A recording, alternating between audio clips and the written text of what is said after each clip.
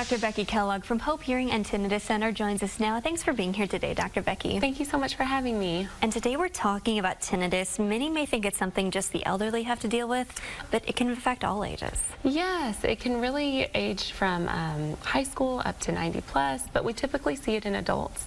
But you know, one of the biggest factors is stress. So kind of whenever that hits people, it can send people into our office. Yeah, and why can stress play such a big factor in getting tinnitus? Because tinnitus is in the brain, and it really impacts the limbic system, which is where your stress and emotions are. So a lot of times we just see that as a enhancement of tinnitus. So yeah, that's probably number one next to noise exposure is the reason that people come in because they're suffering from some tinnitus. And what are some other causes that can impact tinnitus? Some other causes, noise exposure, stress. We're going to have medications as a big one. There's over 250 that can cause some tinnitus.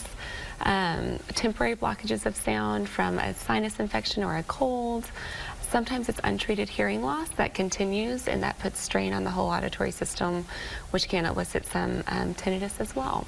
We talked about what causes it, but what about how it impacts people? Oh, and that can be, there's a variety of ways. It can be sleep, it can be grumpiness, because the emotions, again, like whether you're conscious or subconsciously, you're tuning it out all the time. So it can just really wear on someone.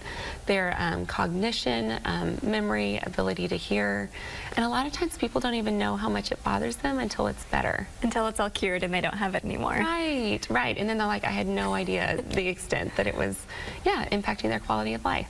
And what does that treatment, that cure, look like? So everything we do is research-based, and so it's really something that kind of targets the fact that tinnitus is going to be a brain-generated thing.